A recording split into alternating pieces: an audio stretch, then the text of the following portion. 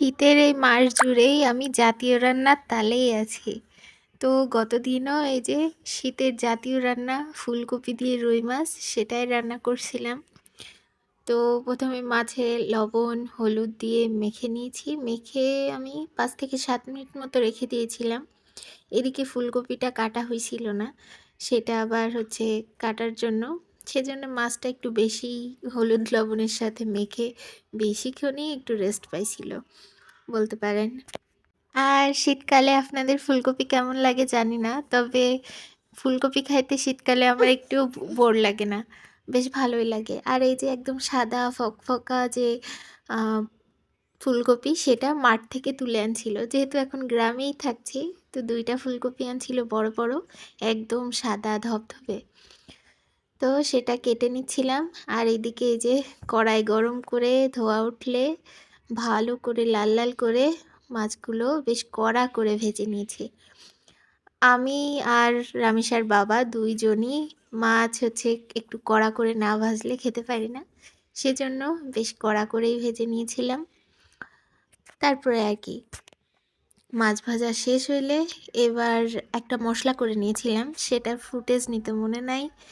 হচ্ছে ওই যে রেগুলার যে আজকে সরিষা বাটা দিয়ে রান্না করব, তো ঝাল সরিষা আর পেঁয়াজ আমি বেটে নিয়েছিলাম। বাটা বলতে বলছি ব্লেন্ড করে নিয়েছিলাম আর কি।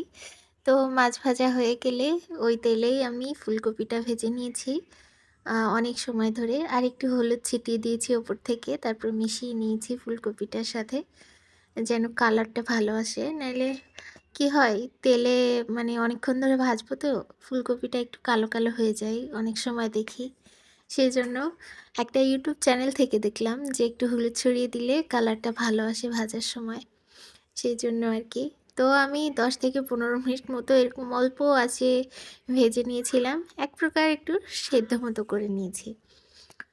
তারপরে এই যে মশলা দিয়ে দিয়েছি সব, যে কাঁচা মরিচ সরিষা আর পেঁয়াজের যে বাটাটা সেটা, আর জিরা বাটা, আর অল্প একটু রসুন বাটা দিয়েছি, আর আদা বাটা। ফুলকপিতে তো আদা বাটা না দিলে হয় না, একটু গন্ধ গন্ধ করে, আদাটা দিলে গন্ধটা চলে যায়। তো মশলাটা কষানো হয়ে গেলে ফুলকপিটাও দিয়ে দিয়েছি, ভালো করে কষিয়ে নিয়েছিলাম লবণ হলুদ দিয়ে একবারেই। লবণ আবার আমি একবারেই দিয়ে দিই, আবার যদি একটু কম পড়ে তখন চেখে নিয়ে তারপরে দিই। তো এই যে লবণটা মনে হচ্ছিল দিতে ভুলে গেছিলাম, সেজন্য লবণটাও দিয়ে দিলাম। আর আজকে বেশি কিছু না, পটল ভাজবো, এই যে চাক চাক করে পটল। আর এইদিকে এই যে মশলার সাথে কষিয়ে নিয়েছি অল্প একটু পানি দিয়ে। এবার ফুলকপিটা সিদ্ধ হয়ে গেছে, এই পর্যায়ে যেন না ভেঙে যায় অল্প হাতেই হচ্ছে একটু নাড়াচাড়া করে পানি দিয়ে দিলাম। তারপরে এই যে পানিটা ফুটে উঠলে ঝোলটা একটু গাঢ় হলে ভেজে রাখা মাছগুলো দিয়ে দিব। মাছগুলো দিয়ে আরও 5 মিনিট একটু জাল করে নেব, মাছটা যেন হচ্ছে ঝোলটা একটু টেনে নেয় সেরকমভাবে। আবার আমি পাশের বাসায় ধনিয়া পাতা খুঁজতে গিয়েছিলাম যে ধনিয়া পাতা আছে কিনা, কিন্তু তাদের বাসায় নাই, আমার বাসায় নাই, তাই আজকে ধনিয়া পাতা দিতে পারিনি। আর এই যে পেঁয়াজ আর মরিচের সাথে হচ্ছে পটলটা আর একটু ভেজে নিলাম, বাস শেষ। আল্লাহ হাফেজ।